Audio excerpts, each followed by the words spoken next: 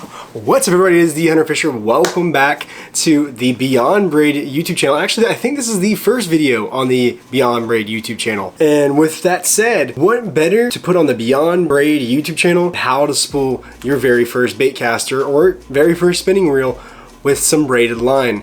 Now, the first, you're going to need I guess technically three things to spool up your first baitcaster. I'm going to be using a baitcaster today in this video, but I'm also going to tell you how you can spool up a spinning reel and what differences it's going to be. For the first thing you're going to need a spool of braid. Now, the spool of braid is probably the number one thing you're going to need for this video so that you can actually do what you're planning to do. Today's video, I'm going to be spooling up one of these rods behind me because I want to change out the fluorocarbon to some braid because I'm using the reel for some different things. I'm going to go unspool the line that's already on the reel and put some new line on the reel in just a moment. I'll see you guys then. Alright guys, I just cleared off my reel of some 12-pound fluoro I had on there. I had some 12-pound fluoro on there because I was using this for reaction baits, but I think I want to try some 30-pound braid now just to see what I think of it with some reaction baits, some underspins and stuff like that.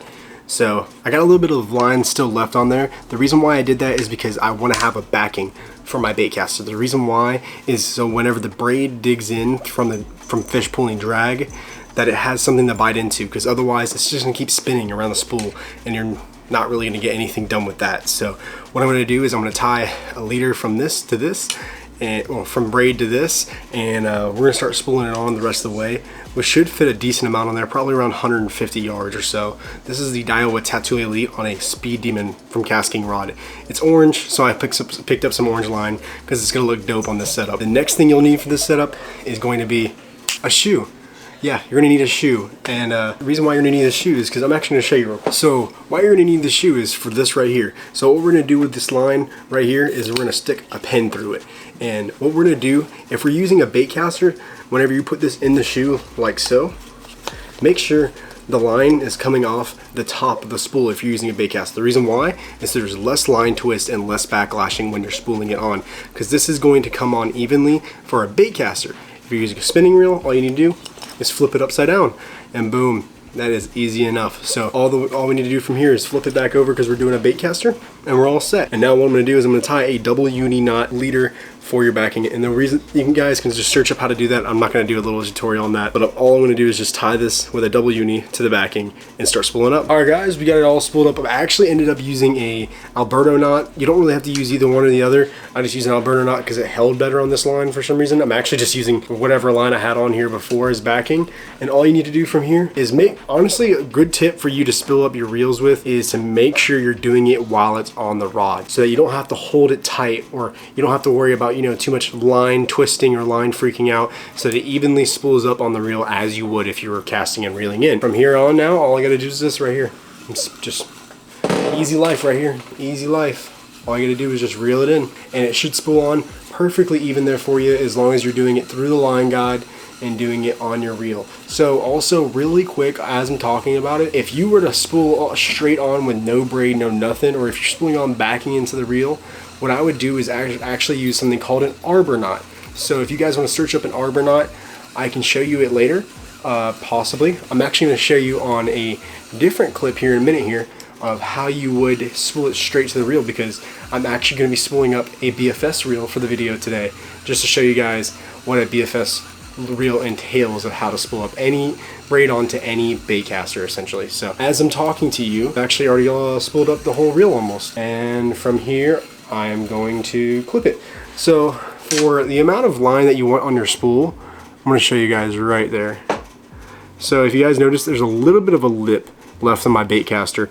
If I can stick my fingernail in it and essentially feel the lip, that's exactly how much you really need to leave left on there. You don't have to leave a lot of space, and you also don't have to fill it up all the way, because if you fill it up all the way, you're going to be in for a very, very bad time, because it's not going to be easy to handle that much line.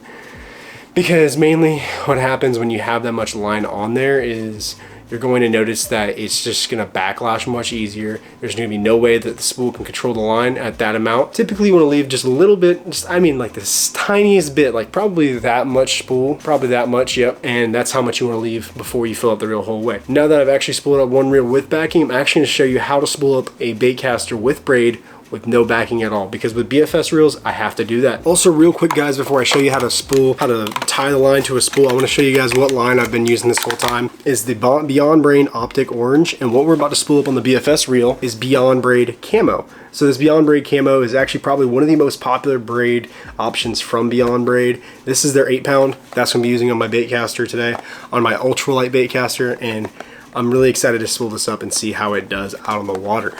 Without further ado, let's go and get started on the BFS reel. All right guys, real quick, we're gonna take this reel out, this spool out, and we're gonna put it on a Baitcaster with no backing, just so you guys can see what it looks like to spool up a reel without any type of mono or fluorocarbon backing. The reason why I use fluorocarbon backing on my last reel is because, one, I don't want it to dig into the reel and start spinning around whenever I'm fighting a bigger fish, but also because I want to be able to have just better and save some line overall. But what I'm going to be putting this on today is a Corrado BFS, and I'm going to show you guys how you can spool up a BFS reel more ideally. All right guys, I got my line through my guides. Now the reason why I'm doing this is because it's easier for it to go on the spool, and it helps it evenly distribute up without you having to do anything with your hands, and making sure it goes through the line guide, and also allows you to keep better tension on it without you having to hold the line and maybe sometimes cut into your skin. But what I'm going to be doing actually to better help me, what I need to do to tie a knot around this spool, is I'm actually going to unlock the side plate and take the spool out of the reel first of all. So I'm going to take the side plate off, put it below me, and take the spool out. So now I have the spool. And now what I'm going to do is I'm going to run my line through the line guide. I have it come through that line guide.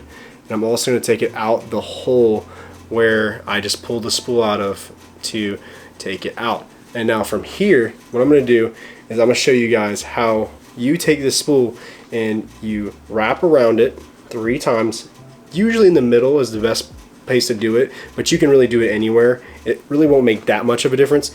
And now the knot I'm going to use, guys, is a arbor knot. Now this is going to be a little bit tough to show you, but I'm going to try to see if I can right here. So what you do is you take your line over the line you just looped with, the line that's going out to the reel, and you take your tag end, and you essentially just go over yourself with the line going back to the reel inside the loop that you just made. So boom, and that is called a arbor knot. Now if you guys can't really see it on screen too well, I'm sure Google Images has a better way of showing it. And now for here, because I'm using light line, I'm actually going to do the same thing, but instead of 1 timer inside the loop, I'm actually going to do 2 times inside the loop. And that is going to be a little bit different. The reason why I'm doing that is because with light line, it's more prone to slip whenever you pull it tight for that loop knot. And so I don't scratch up my spool when I am going to cut this, I'm actually going to cut it right there at that little cinch knot I just made. So what I'm going to do is take my braid scissors and cut it right at that little stopper knot. So what this essentially is doing is I have a knot to hold the stopper knot, and I also have a knot to essentially stop the line. So what I'm going to do is I'm going to pull that tight now, tighten it up nice and firmly, but not too tight because it might slip. So, but now it is firmly on there. It is not coming off. I'm pulling on it pretty hard, but you don't want to pull too hard, especially with a BFS reel, because sometimes it can warp the spool. That's why you want to take the drag lightly. Now, the reason why, if you guys see, if there's little holes in the reel spool right there, there's little holes in the reel spool. The reason why you don't put the line through there and tie it to that is because it can cut into the metal if it's strong enough braid. This is 8-pound, it wouldn't do that, but this reel only has like a max of 8 pounds of drag. The reason why is because it's meant for light finesse fishing. So you don't really, probably should not do that if you don't want to have to go and talk to Shimano and tell them why you just bent your reel like a dummy.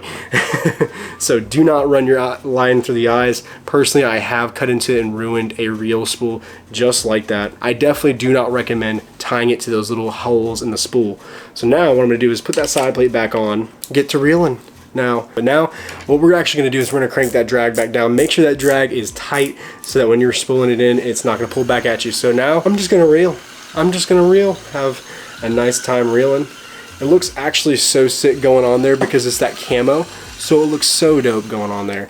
So what we're gonna do is we're gonna spool that up all the way. And what we're gonna do to get it filled up all the way is we're actually going to fill it up, not halfway, but roughly about 3/4 of the way. Not all the way full, because if I filled it up all the way, I'm gonna be way more prone to backlashes. To be honest, I don't wanna be prone to backlashes. And now with this BFS style reel, I don't have a lot of line on there, but that's okay because it's gonna be enough with this light poundage line that I'm not gonna have to worry about, you know, a fish, you know, possibly taking out too much line and me possibly losing a fish, because that's going to be not really a thing with light line. So if I have my drag light enough, I won't have a problem with that. So my pro tip, just make sure your drag's light enough and learn how to fight a fish, and you won't have to worry about line capacity. The only time you're worrying about line capacity is when you're in super deep water doing super strong fish fishing.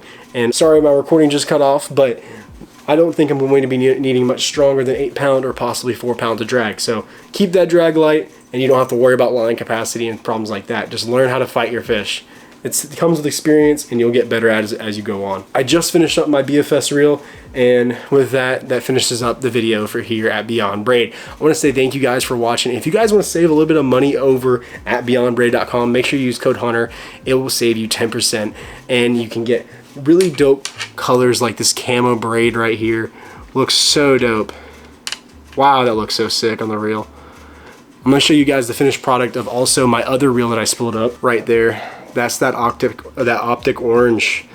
Dang, that optic orange looks freaking fire on there with the orange accented rod and the all black reel. God, that looks fire.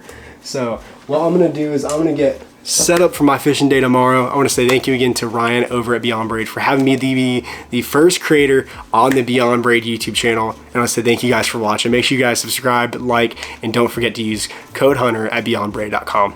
See you next time.